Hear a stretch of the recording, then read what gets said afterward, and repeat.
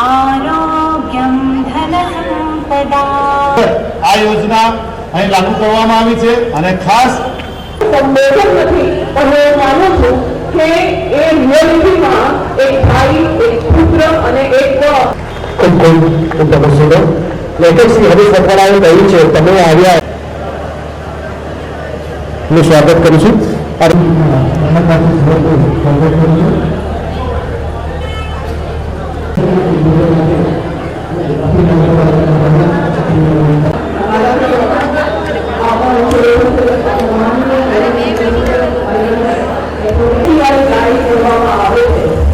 અને માનનીય પ્રધાનમંત્રી શ્રી उज्ज्वला योजना और गैस कनेक्शन हो, हर तरह की बीमार हो रहा हो, पेंशन योजना हो, आवास योजना तो हमें हर एक व्यक्ति को जोड़ना है जो उसके हकदार है.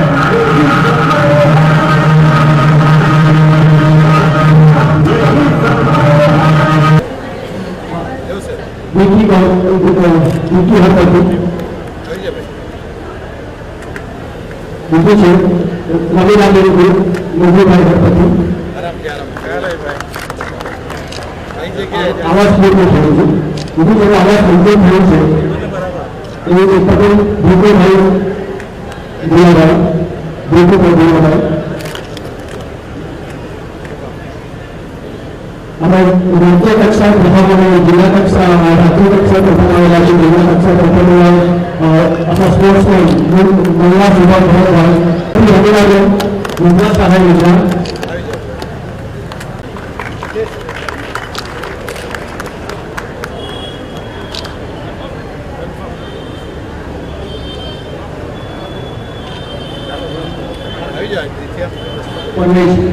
સિરાજ 50,000 ચેક છે.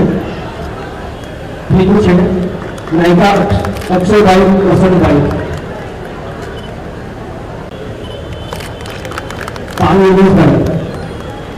કે 2002ના એકના કચ્છમાં ધરતીકંપ પછી જ્યારે ગુજરાતનું સુકાન નરેન્દ્રભાઈએ સંભાળ્યું ત્યારથી એમણે ગુજરાતના વિકાસ માટે અનેકવિધ પગલાઓ, એમાં પીવાનું પાણી હોય, આરોગ્યની સુવિધા હોય, શિક્ષણ હોય, શાળા પ્રવેશોત્સવ હોય, ગુણોત્સવ હોય, ખેડૂતો માટે કૃષિ મહોત્સવ, આવા બધા જે પ્રોગ્રામ એમણે ગુજરાતના વિકાસ માટે લીધા અને એના લીધે જ એમને 2014માં દેશે વડાપ્રધાન બનાવ્યા.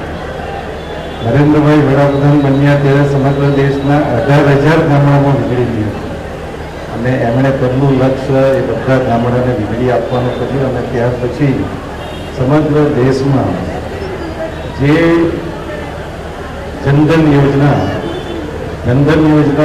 કોઈને ખબર નહીં હતી કે કેમ ચાલુ કરી. બેંકના ઓફિસરે દરેક ઘરે જઈને આ યોજના શરૂ કરી. એટલા માટે શરૂ કરી કે એની પાછળનો ઉદ્દેશ ડીબીટી એટલે કે દરેકના ખાતામાં પૈસા સીધા જમા થાય અને વચ્ચે કોઈ પણ વચ્ચેટિયાને એક પણ પૈસો મળે નહીં, એના માટે.